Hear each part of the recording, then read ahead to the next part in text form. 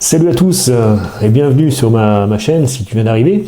Donc c'est une chaîne qui est dédiée à tous les pratiquants, les passionnés de musculation au naturel. Donc je t'y montre des exemples d'entraînement et des bonnes pratiques d'exercice. Je te donne des conseils. Voilà, tu trouveras un petit peu tout ce que tu voudras. Aujourd'hui par exemple, je te propose une nouvelle vidéo pour te montrer deux exercices essentiels pour développer ton dos. Donc à la fois le V du dos et son épaisseur. Voilà, donc pour chacun des exercices, je te présente la spécificité, je te ferai une démonstration technique pour bien exécuter, et sur le deuxième exercice, je te montrerai une petite variante. Voilà, allez, c'est parti.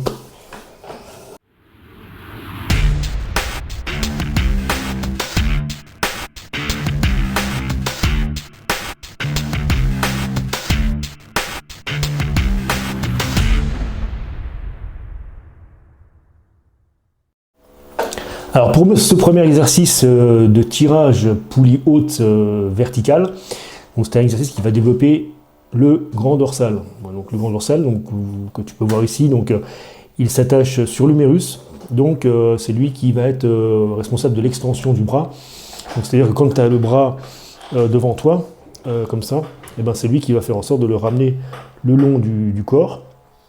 Donc c'est un exercice qui va cibler justement ce mouvement du coude vers le bas, tout en restant proche, le plus proche possible du corps.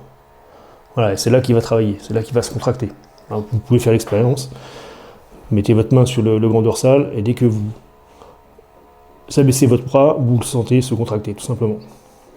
Voilà. Alors, pour l'exécution du mouvement, donc, on s'assoit sur le siège, on cale bien ses genoux sous les boudins. Les genoux doivent n'avoir aucune mobilité, ils sont vraiment coincés. Tout le long du mouvement, ils ne devront pas bouger. Alors ensuite, on va placer ses épaules en les rabaissant. Donc on va faire une légère rétractation de l'omoplate. Et on devra maintenir cette position tout le long du mouvement. Donc en fait, ça c'est vraiment pour bien fixer l'épaule. Il ne faut pas qu'elle se sente, elle se laisse partir, elle se laisse emporter par la charge lors de la phase négative. Ça, c'est pas terrible. Donc, on abaisse légèrement, cependant, pas exagérément, parce que les omoplates doivent toujours avoir leur mobilité. Autrement, on ne pourra pas faire le mouvement, ça sera bloqué. Donc, il faut toujours que les omoplates gardent une certaine mobilité. Alors, au niveau de la prise de barre, donc là, c'est pas la peine de prendre des prises trop larges, parce que ça va favoriser en fait le développement du haut du grand dorsal au détriment de toutes les autres parties. On va plutôt dans ce cas-là favoriser le développement de petits ronds, grands ronds, infraépineux. Donc une prise légèrement supérieure à la largeur des épaules sera vraiment suffisante, par exemple comme ça quoi. Donc à partir de cette position, on sort la cage thoracique et on a le dos bien droit. Pas la peine de creuser le dos, on verra ça après. Le dos droit, la cage sortie. Et donc une fois qu'on est là, on va abaisser donc le coude le long vers le bas, le long du torse, et il devra constamment rester le long du torse pendant l'abaissement.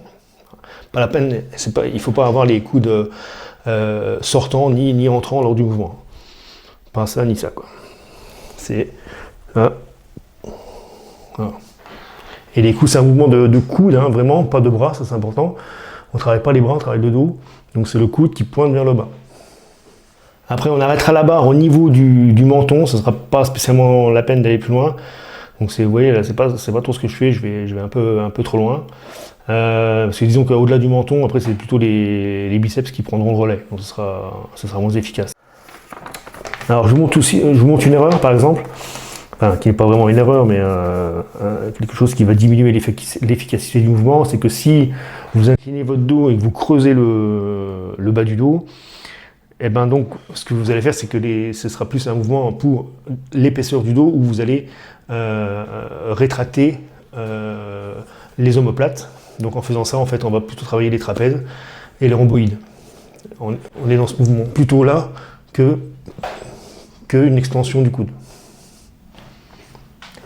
Alors vous pouvez varier les prises, je vous montre la prise pronation, vous pouvez prendre la prise supination, la prise neutre ou la prise serrée. C'est celle que je vous montre ici justement.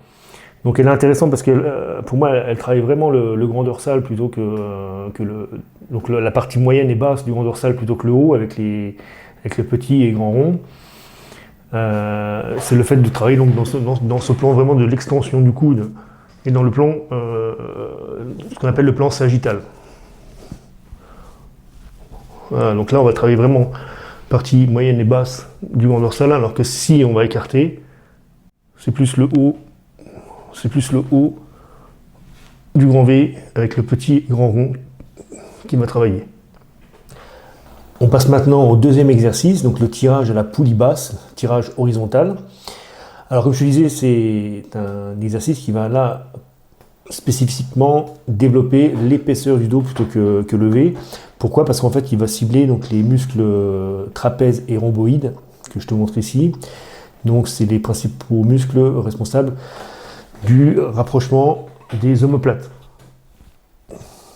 Voilà. Donc au niveau de l'exécution, donc on est assis, le dos toujours bien droit, la cage sortie et on va saisir une poignée en prise serrée et neutre. C'est la prise idéale. Après, on peut aussi prendre une prise large, mais là on va plutôt, qui sollicitera davantage les trapèzes, de fait de la position large qui va légèrement élever les épaules, donc mettre sous tension les trapèzes tout le long du mouvement. Donc, une fois qu'on a la position et la poignée dans les mains, on va tirer la poignée vers les abdominaux en s'efforçant d'avoir un mouvement d'épaule vers l'arrière pour bien donc solliciter les trapèzes et les rhomboïdes. Voilà. Donc les coudes, ils restent près du corps le long du mouvement.